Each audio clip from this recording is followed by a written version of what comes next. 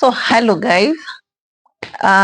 Today I want us to start a series on money and financial solutions.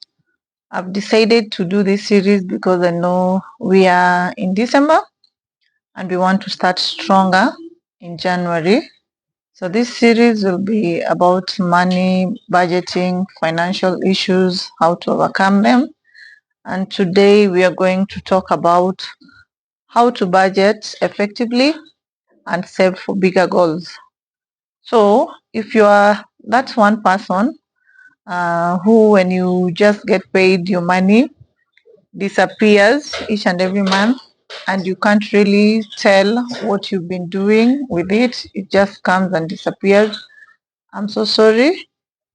It is so windy outside here. There's a lot of wind that is blowing. It's just too much.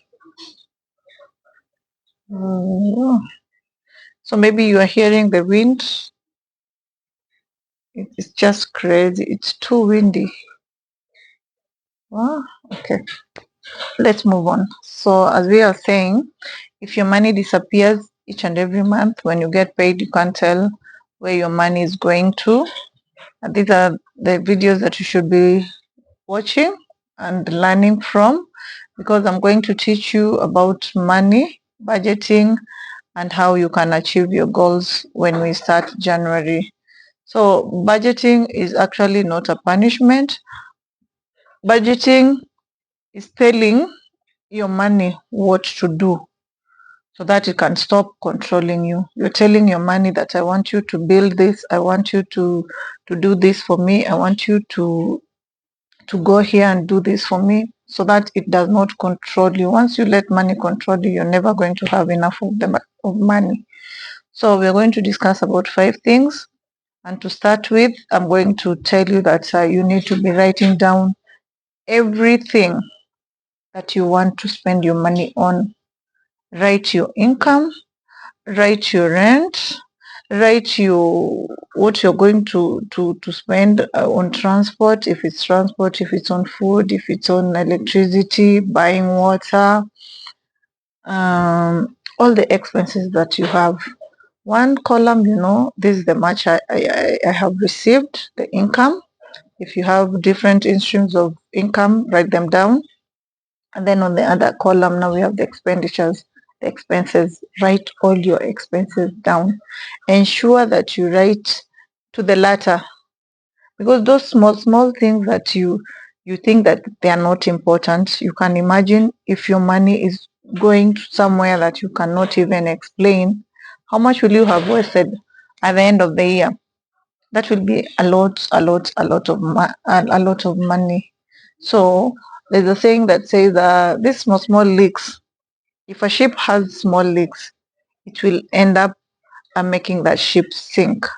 So if you cannot account for those small things, that if you know you're supposed to spend 1,000 bob for credit in a month, and then you spend 2,000 or 3,000, that 2,000 extra times 12, that's a lot of money that it's not explained.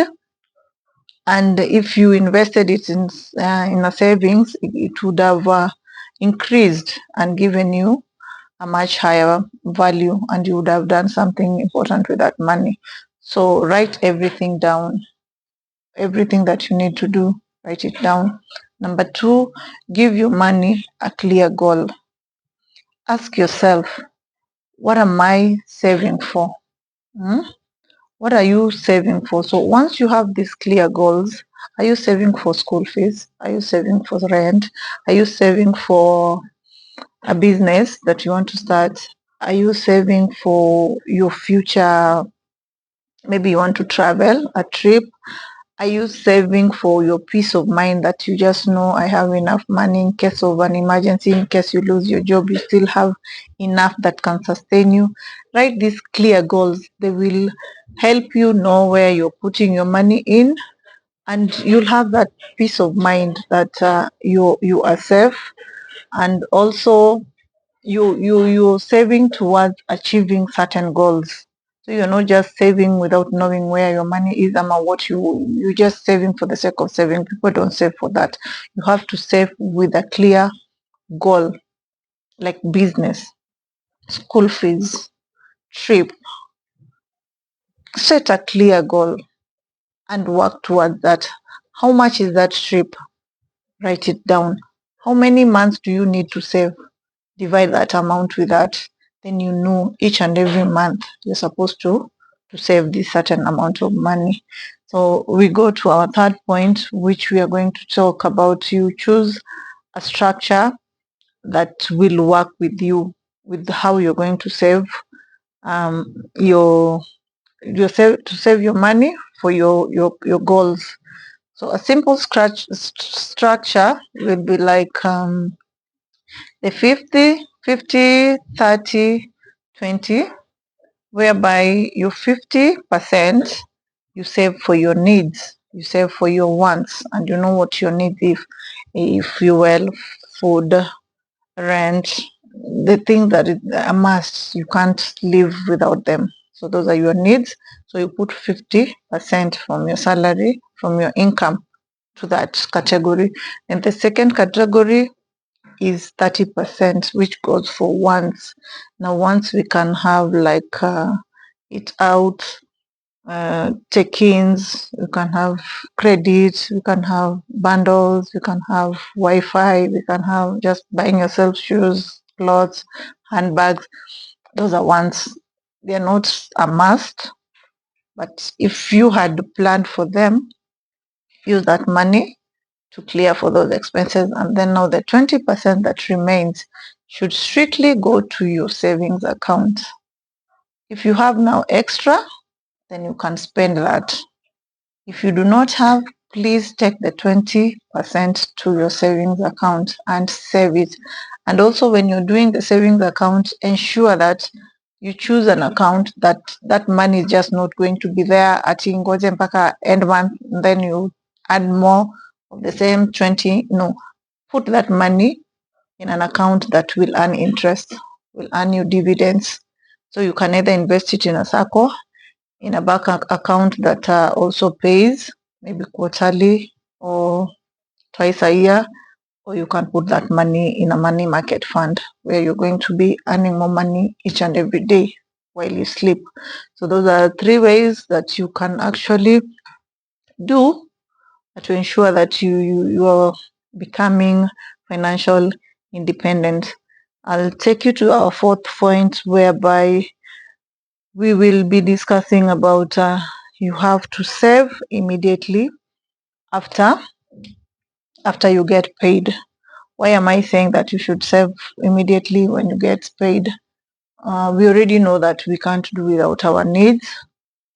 So once you have your money, take that savings, put it where it's supposed to be, first thing. And then when you come back, you will take your 50% and do what you're supposed to do with your needs, with your wants. Then the 30% you have now to weigh. Do I really need to have this now, or it can wait until next month? And then whatever the emergency need, you cover it at that time, ensuring that the 20% is already saved, the 50% will cater for you, and then now the ones, it's you just balance which one will come faster and the other one, which one can wait for later.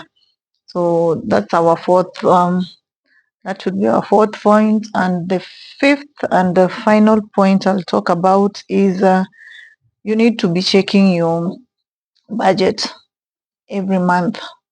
This will not only help you know where your money is going for, you will also know how you're progressing. By checking your budget monthly at the end of each month helps you to know whether you're moving in the right direction. And if you're not, how are you going to improve on that? If you're not also, if you're doing well, then what's the next step that you need to take to improve?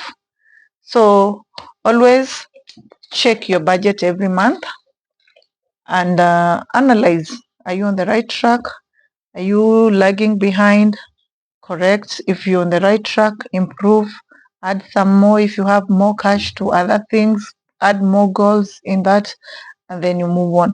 I want to close by saying that even in the Bible, in the book of Luke chapter 16, And verse 10, it says that whoever is faithful with little will also be faithful with more. So when you start your financial journey, you will start small because you don't have all that money. That's why you're here listening to this. So start from small. And when you start small, if you can be trusted with those small things that you're saving, at the end of it all, you will be faithful with bigger things. If you get a lot of money at the end of the day, you're going to be able to know how to manage that money. You're going to be able to know how you will do with that money. So start small, ensure that you follow the 5 steps that I've given you, because budgeting gives you peace of mind. mm, and it will turn your stresses into financial confidence. So if this has helped you, you can share it with your friends, you can save it, and if you have any questions, you can ask me. Until next time, thank you for listening.